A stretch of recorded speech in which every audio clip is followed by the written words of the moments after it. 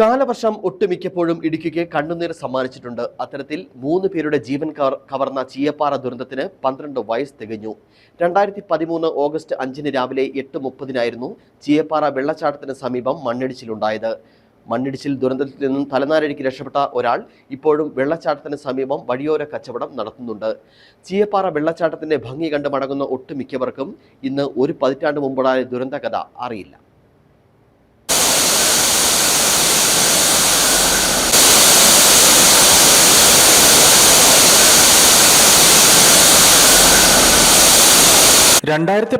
August 5 Cheeyappara വെള്ളച്ചാട്ടം ഇങ്ങനെ മനോഹരമായി ഒഴുകിക്കൊണ്ടിരുന്നു. ആ കാഴ്ച കാണാൻ സഞ്ചാരികൾ ധാരാളം പേർ വെള്ളച്ചാട്ടത്തിനരികിലും റോഡിലുമൊക്കെയായി നിന്നിരുന്നു. നനച്ചിരിക്കാതെ വെള്ളച്ചാട്ടത്തിനരികിൽ നിന്നും ഏതാനും ദൂരം അകലെ കല്ലും മണ്ണും ഇടിഞ്ഞ് റോഡിലേക്ക് പതിച്ചു. മനോഹര കാഴ്ചയുടെ ഇടം പെട്ടെന്ന് ദുരന്ത ഭൂമിയായി മാറി. രക്ഷാപ്രവർത്തനത്തിനൊടുവിൽ 3 പേരുടെ ജീവൻ നഷ്ടമായതായി സ്ഥിരീകരിച്ചു. ചില ആളുകൾക്ക് പരിക്ക് സംഭവിച്ചു. മനോഹര കാഴ്ചയുടെ താഴ്വാരത്തേക്ക് ദുരന്തം ഒരു മൺകോണിയായി ഇടിഞ്ഞെത്തിയിട്ട് 12 വർഷം തികഞ്ഞു.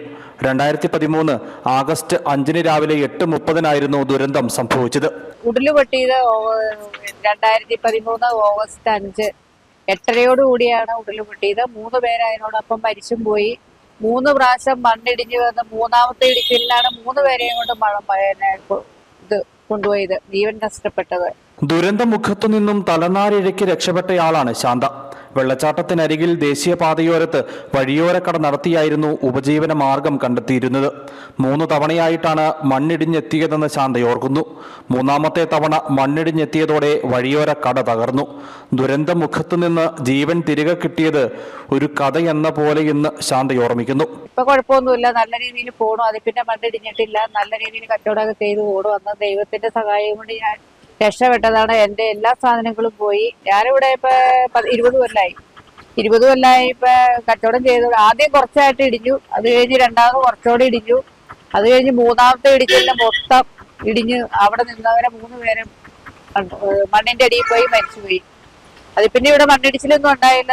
ദൈവത്തിന്റെ സഹായം കൊണ്ട് നല്ല രീതിയിൽ കച്ചവടമൊക്കെ ചെയ്ത് എല്ലാവരും പോകുന്നു. 12 വർഷങ്ങൾക്കിപ്പുറം ശാന്തയടക്കമുള്ള വ്യാപാരികളും വെള്ളച്ചാട്ടത്തിന്റെ ഭംഗി ആസ്വദിക്കാൻ എത്തുന്നവരുമൊക്കെ ചീയപ്പാറയെ സജീവമാക്കി നിർത്തുന്നു. പിന്നൊരിക്കലും ചീയപ്പാറയിൽ മണ്ണിടിഞ്ഞിട്ടില്ല. ചീയപ്പാറ വെള്ളച്ചാട്ടത്തിന്റെ ഭംഗി കണ്ട് മടങ്ങുന്ന ഒട്ടുമിക്കവർക്കും ഇന്ന് ഒരു പതിറ്റാണ്ട് മുമ്പുണ്ടായ ദുരന്തകഥ അറിയുകയുമില്ല. News bureau, Adimali.